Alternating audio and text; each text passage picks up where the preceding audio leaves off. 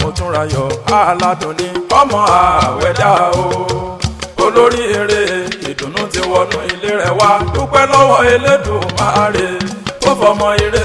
ọmọ yìí ṣe ìkẹ́rẹ́. Àdúrà ẹgbà lórí ọmọ ilé ayé Káyọ̀dé ti kọ́lé ọlá ilé ẹ̀yẹ fún Motunrayo ọmọ àwẹ̀ ní mo kí màmá Ọlámídé ọmọ Kamorudini èyí tó relé ògo ẹ bá mi kí Adunni o oúnjẹ ọmọ oníkòrò lẹ́nu rẹ̀. Àmọ́ ó ti ṣe iná ẹyọ ẹ wá bá wa jó ọmọ jìnnà dùn sórí ire ní kírun àgùnbẹ́ nílé rẹ̀ ó ṣe yí fún mọ́dà ẹ̀ ayé ń dunnú Káyọ̀dé kò rédé o aláṣẹ ire ọmọ Alhaja Motunrayo ló yanrí ọlá wá sílé ayé. Alhaja tó relé Olúwa Motunrayo ṣe yẹ bí Adunni mo kí yẹ ọmọ òsínlá mi orí ẹ dára wá ti mọ̀ ọmọ àyànlété mú kí ẹ Olúwa ọba lóde ẹ láde mama Abdul Rasaq àmọ́ ọ̀kan ṣoṣo bí ẹ̀ẹ́dẹ́gbẹ̀ta aláṣẹ c.e.o promotion ti kọ́lé fún Adunni. Àwòyanu àkọ́kọ́ ló jẹ́ ẹ̀mí àgbọ̀ bójú bá rí ẹnu àsọ èmi ò mọ bí Adunni rí ó ti ń ṣọdún ayọ̀ ṣé ọjọ́ ti pẹ́ èyí tún yàtọ̀ gédé pé ara mi ọlá inú kan lòún jẹ adùn máa dán ìyá iye aláfẹ́ ayé. Alhaja Motunrayo mama Káyọ̀dé òkú oríire ọjọ́ àdàlẹ́ ilé yìí àtúrà tọ́lá Olúwa ọkọlẹ̀ ramọ́tò ayọ́kẹ́lẹ́ Adunni yóò bẹ́ẹ̀ lọ àbíyamọ lọ́wọ́ ìjọ kòmí àmì sẹ́lẹ̀nsẹ́ ojú rẹ̀ kò ní ríbi pípẹ́ ṣàlówó ń ṣe ní ilé àárọ̀ Motunrayo ayé yẹ ọ́. Ẹni bá mọ Abdul Rasaq àrídájú bọ́lúwa ọba ló ń kẹ́ ọ́ mọ́tẹ̀rẹ̀ bá fún wọn lọ́jọ́ gbogbo ọmọ ìgbàlá ń bí ó ṣe bẹ́bẹ́ nínú ẹgbẹ́ láàrin ọ̀rẹ́ aṣíwájú ni ó ti rí náà ó ti rí lò ní ìlú ọba lọ́mọ wa tó ti ń jayé. ó kí ẹ kú oríire Alhaja Motunrayo Ishola Adunni olóríire ni Ikirun àgùnbẹ́ nílé bàbá tó bí ọlọ́mọ ẹ wá gbọ́ bí mo ti ń wí ìyá mi dáadáa ni. Ikirun àgùnbẹ́ ọmọ onílẹ̀ òbí ọmọ agbóró pété nílé bàbá tó bí yín lọ́mọ ẹ̀rí ìrẹ̀lẹ̀ ló ti mú kírun rògùn lọ́jọ́ ọjọ́ sí bẹ́ẹ̀ ni ìrẹ̀lẹ̀ náà ló ti mú kírun rọ̀ṣà ìrẹ̀lẹ̀ ti mú kírun dùn gbágbágbá ṣe bí ọ̀yá ṣe tán ló wọlé nílé ra ọba àlùfọ́ ló ṣe tán ló wọlé lẹ́rìí ìgbà tí Ṣàngó ṣe tán náà ló wọlé ní Kòso ìrẹ̀lẹ̀ ló ṣe tán ló wọlé ní kírun o àgùnbẹ́ ọmọ onílẹ̀ òbí ilé ọmọ ẹrú kan èdè rè ìwọ̀ fáwọn gbọ́dọ̀ di òtò ń koro ọmọ alẹ́ ní àtẹ̀ká ọmọ ẹlẹ́ ní ìyẹwẹlẹ́ ọmọ bí sóyè náà tán máa rí òun mú bẹ̀nu ẹ̀yin lọ́mọ alákòókò gàgàrà tí ń kọ́ lọ́nà òkòdò àmọ́ ó ti kọ́lé fún yá ẹ̀ o Káyọ̀dé tiwa Abdul Rasaq náà ní ọmọ jìnnàdó aláṣẹ c.e.o promotion ló ti kọ́lé fún màmá tó bí lọ́mọ ilé ayé lẹ́rìí ẹlẹ́gbẹ́ bí a bá jí lòwúrọ̀ ká gbàdúrà fọmọ ló dà kí wọ́n ó ráyé pé kó ló wá fún wọn ní dáúlà bíi ti Káyọ̀dé ọmọ jìnnàdó mi ọ̀gá nílá sa nínú oko ọmọ Motunrayo mi àyàn fàǹdà aláṣẹ c.e.o promotion olówó ni látinú oyún. Gbogbo ayé ló ń bá ẹ dúpẹ́ Alhaja Motunrayo Ishola Adunni olóríire mú kí ẹ nílé Adésànyà Oríyọmí eré àrùn ó ní kí n mọ̀ kí ọmọ Ìjẹ̀bú eré níwá ọmọ adìẹ gúrúkún ògùn ní ilé ara òrukùn ara ọ̀rẹ́ yíyẹ Ìjẹ̀bú náà nílé mẹ́rin àrùn tiwa Oríyọmí. Àmọ́ Abdul Rasaq ọmọ ńlá ó ti kọ́lé fún ìyá rẹ̀ Adunni Káyọ̀dé má ti ṣe bẹ́bẹ́ ayé gbọ́ ó ti kọ́lé fún ìyá rẹ̀ Adunni ọmọ jìnnà dùn sórí rẹ̀ ká má parọ́ ó ti kọ́lé fún ìyá rẹ̀ Adunni aláṣẹ c.e.o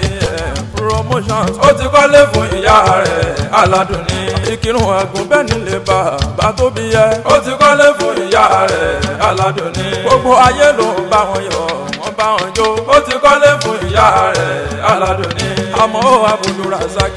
rí ayé wa ó ti kọ́lé fún ìyá rẹ̀ Aládùnní. Ọmọ oníkùmọ̀ ẹ̀ lọ́wọ́ o Aládùnní àṣẹ tí o sì fún Olúwa ilé ọ̀la tọmọ kọ́ fún ẹ kò ní gbóná lọ́sàn-án lóru oúnjẹ ọmọ kò ní korò títí dalẹ̀. Ògbórìndé Motunrayo lóníjó yẹn Ògbórìndé Motunrayo lóníjó yẹn àbíyamọ lọ́jọ́ ogunlé àmọ́ ó lóun mọ̀ fàdó Aládùnní Káyọ̀dé ló ń jẹ̀ràn ẹ̀ ọmọ Òsínlá Alhaja Mama Ọlámídé. Mama Rasaq yàgbẹ́ o nílé ayé ẹlẹ́gbẹ́ mi àdàgbà àdògbò onífàárí mú kí ẹ dára nílé dára lóde ó gbajúmọ̀ ìyá iyì má bá ẹ rèlé. Gbogbo ayé ló ń bá ẹ yọ̀ ẹ̀mí àgbọ̀ Àdùnní orí ẹ̀ ló dára àwọn ẹni bí ẹni ń kí ẹ. Prophet Samuel Àkàndé ní wí Pastor Timothy Akínwálé Pastor Olúṣọlá kí ẹ ẹ̀gbọ́n Alhaja Fọlákẹ́ Àdùnní wọ́n bá ẹ jó. Ọmọ Kamorudeen Àwẹ̀ Dámọ̀délé Alhaja Motunrayo Ishola nìyẹn onínúure erí tóbi títí ẹkùn ló ládé mọ́gbẹ́fẹ́ ó ṣe múyangàn láwùjọ ìgbésí ayé rẹ̀ mà ló dùn Mama Káyọ̀dé lèmi mọ̀ ń bẹ ní ìdẹ̀ra. Ẹ bá mi kí Alhaja Aládùnní ilé ayé rẹ̀ ò ní dògbò oore ọ̀tún ló wọlé rẹ̀ ọmọ Òsínlá ilé ayé rẹ̀ ò ní dògbò Mama Abdul Rasaq ire ọ̀tún ló wọlé rẹ̀ Mama Lámídé ilé ayé rẹ̀ ò ní dògbò Aládùnní oore ọ̀tún ló wọlé rẹ̀ Káyọ̀dé ti kọ́lé fún ìyá ẹ̀ ilé ayé rẹ̀ ò ní dògbò Lọ́lá ọba oore ọ̀tún ló wọlé rẹ̀ ọmọ Àwẹ̀dá mo bá ẹ dúpẹ́ ilé ayé rẹ̀ ò ní dògbò ọmọ Àwẹ̀ ní oore ọ̀tún ló wọlé rẹ̀ Alhaja tó relé Olúwa lọ́jọ́ sí ilé ayé rẹ̀ ò ní dògbò òkú oríire ire ọ̀tún ló wọlé rẹ̀. Àmọ́ ọba Olúwa ló pọ́n ọlé ló ṣe ẹlẹ́ni bí ẹni ó ti ṣe bọ́mọ tí ń ṣe ó dùn ìyá ẹ̀ nínú ó jọ mí lójú Káyọ̀dé àdàgbà ọmọ jìnnà jù nínú ọlá ajá lómi àwà bódọ̀jọ́ alẹ́ ọmọ iye àtọ́jú rẹ̀. Káyọ̀dé aláṣẹ c.e.o promotion ó ti kọ́lé fúyà ẹ̀ ó jọ mí lójú gbogbo ayé ló ń dunnú gbogbo ẹbí ni wọ́n ń yọ̀ ọmọ Ìkírun Àgùnbẹ́ ọmọ onílẹ̀ òbí ọmọ ẹlẹ́ni ẹ̀wẹ́lẹ́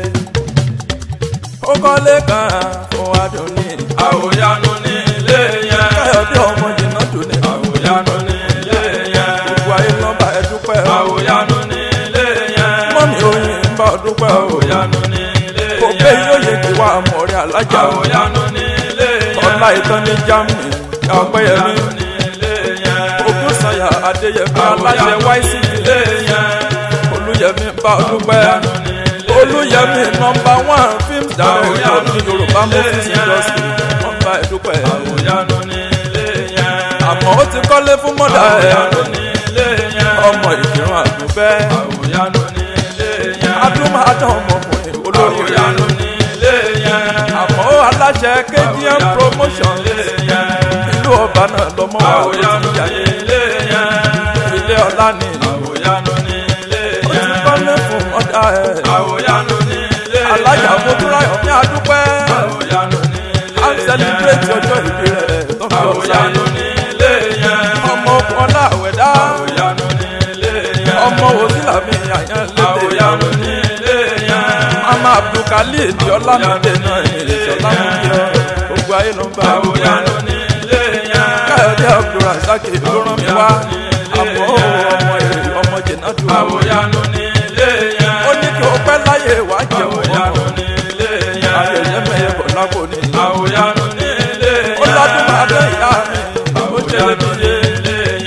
dání ẹ lọ́jọ́ ogun lè mú àwòyanu ní ilé yẹn wọ́n ń tàbí nísìlẹ̀ kan ò ní ríra àwòyanu ní ilé yẹn ọmọ onílẹ̀ òní lọ́mẹlẹ́ ní àgbẹ̀ká àwòyanu ní ilé yẹn ọmọ ẹlẹ́ni ẹ̀wẹ̀lẹ̀ òní lọ́jọ́ rẹ̀ àwòyanu ní ilé ìjà mi yẹn lọ́wọ́ ijó ọmọlọ́pẹ́ àwòyanu ní ilé yẹn aládùn ní àwòyanu ní ilé yẹn ọmọ òlẹ̀ parọ́ rárá.